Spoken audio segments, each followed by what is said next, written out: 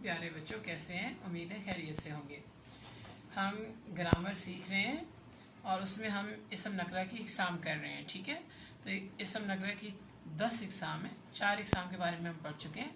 अब इस हिस्से में हम इसम नकरा की 5वीं जो किस्म है उसके बारे में पढ़ेंगे, इसम सिफ्त। इसम सिफ्त वो इसम है जिसमें किसी चीज़ की अच्छाई, बुराई, ऊंचाई, निचाई, गहराई सिफ्त या खसूसियत के साथ पाई जाए, उसे इसम सिफ्त कहते हैं। कैसे? जैसे सच्चा, झूठा, स्याह, सफ़ेद, ठंडा, गरम, अच्छा, बुरा, नेक, बद वगैरह। ठीक है, ये इसमें सिफ्त और खसूसियत है। ये अच्छाई भी हो सकती है, ये बुराई भी हो सकती है, ये ऊंचाई भी हो सकती है, ये निचाई भी हो सकती है और ये गहराई भी हो सकती है। तो सब जो चीज़ें हैं वो इसम सिफ्त में आती हैं खसूसियत के साथ। ठीक है, ये जितनी चीज़ें मैंने आपको बताई हैं, इसके अलावा भी ढेरों। इसम मौसूफ। इसम मौसूफ अब क्या है? जिस इसम की सिफ्त बयान की जाए उसे इसम मौसूफ कहते हैं। कैसे? जैसे लंबा लड़का, नेक लड़की। अब इसमें क्या है? लड़का और लड़की मौसूफ है। ठीक है, ये लंबा होना, नेक होना, ये उसकी सिफ्त है। ये सब सिफ्त में जाएंगे और जो साथ चीज़ रह जाएगी फ़िक्रे का दूसरा हिस्सा, वो क्या है? लड़का और लड़की। तो ये दोनों जो हैं ये मौसूफ कहलाएंगे। ठीक है, इसम सिफ्त के दर्जे। अब इसके दर्जे क्या हैं? इसके 3 दर्जे हैं: तफसील नफ्सी, तफसील बास, तफसील कुल्ली, यानी तफसील कुल, तफसील कुली। तफसील नफ्सी क्या है? वो सिर्फ जिसमें शख्स या चीज़ के साथ मुकाबले का इजहार ना किया जाए। जैसे दीवार बुलंद है, हम वैसे बता रहे हैं, ठीक है, कि दीवार है और ऊंची है, चादर सफ़ेद है, इसमें हम बुलंद और सफ़ेद बता रहे हैं। दीवार का बुलंद होना, चादर का सफ़ेद होना, ये तफसील नफ्सी है, मुकाबले का इजहार नहीं है। ठीक है, और तफसील बाज़ क्या है? वो सिफ्त है जिसमें दूसरे के साथ मवाजना न किया जाए। जैसे हमज़ा तला से ज़्यादा लायक है, मेरा कलम तुम्हारे कलम से अच्छा है, ऐसे नहीं आप कह सकते। ठीक है, और क्या है ये वो वाली सिफ्त है जिसे तफसील बाज़ बोलते हैं, और इस सिफ्त में हम किसी का किसी से मवाजना नहीं कर सकते। कैसे? कि किसी एक चीज़ को हम दूसरे से बेहतर या बुरा करार दें, तो मवाजना नहीं करना। ठीक है, उसकी अपनी जो बात है वो बयान करनी है। और तफसील कुल क्या होता है? वो सिर्फ जिसमें इसम को सब पर तरजीह दी जाए। जैसे अब्दुल्ला सबसे अच्छा है, अली सबसे नेक है। तो ये होता है तफसील कुल, तफसील कुली। तफसील नफ्सी, मुकाबले का इजहार ना किया जाए, सिर्फ बताया जाए कि कोई चीज़ कैसी है। बाज़ जो है मवाजना ना किया जाए कि कौन किससे बेहतर है और किससे बुरा है। और तफसील कुल ये होता है कि सब पर जो तरजीह दी जाती है उसे तफसील कुल कहते हैं। मशवरा बनाते हैं तफसील नफ्सी, तफसील बाज़ और तफसील कुली का, ताकि आपको अच्छी तरह समझ आ जाए। हम एक लफ्ज़ लेते हैं, देखें, शरीफ, ये सिफ्त है। ठीक है, शरीफ होना। अब क्या है? तफसील बाज़ में कैसे आएगा? बहुत शरीफ। ठीक है, लेकिन तफसील कुली में क्या हो जाएगा? सबसे शरीफ।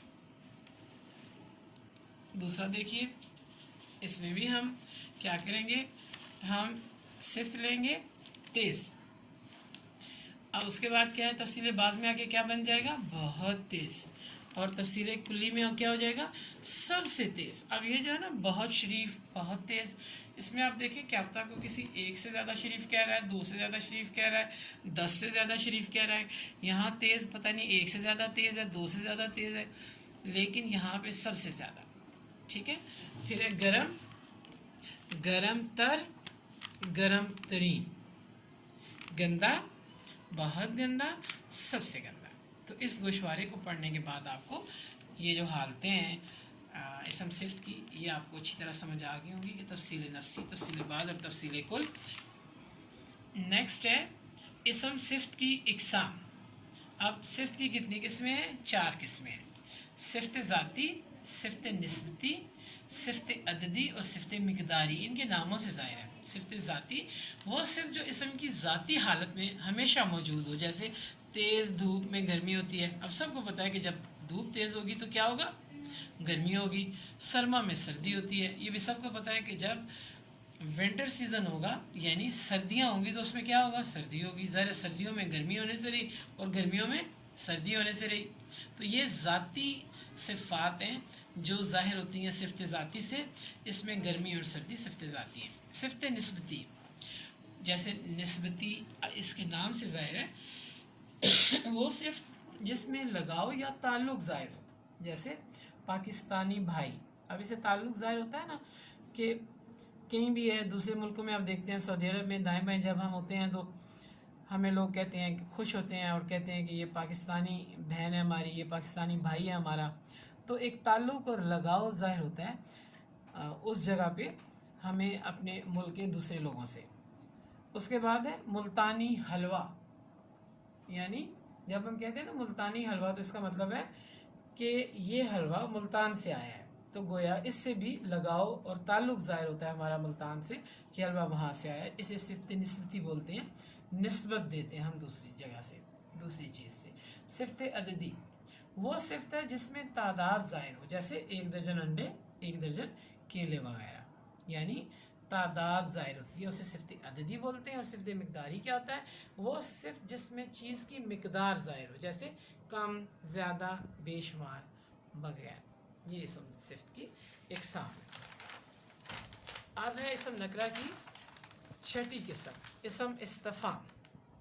وہ اسم ہے جو سوال کرنے یا پوچھنے کے موقع پر بولا جائے، جیسے کس نے، کہاں، کیسے، کب، کتنی، کس نے کہا تھا وغیرہ. تو جو ہم پوچھ گچھ کرتے ہیں، جو ہم سوال کرتے ہیں اسے بولتے ہیں اسم استفہام. کوئی بھی ہم معلومات لیتے ہیں، ٹھیک ہے. اسم فاعل 7ویں قسم ہے اسم نکرہ کی. اسم فاعل یعنی وہ اسم جو مصدر سے بنا ہو اور کام کرنے والے کو ظاہر کرے. فاعل جو ہے کام کرنے والے کو کہتے ہیں. ایزی وے میں آپ یاد رکھیں کہ کام کرنے والے کو فاعل کہتے ہیں. جیسے لکھنا سے لکھنے والا، پڑھنا سے پڑھنے والا، ٹھیک ہے. لکھنے والا بھی فاعل ہے اور پڑھنے والا بھی فاعل ہے. اقسام، اسم فاعل کی اقسام 2 اقسام ہیں. اسم فاعل قیاسی، اسم فاعل سماعی. قیاسی کیا ہے؟ وہ اسم فاعل جو خاص قاعدے سے بنا ہو. اور سماعی کیا ہے؟ وہ اسم فاعل جو خاص قاعدے سے نہ بنا ہو. اب خاص قاعدے سے کیا بنا ہوا ہے؟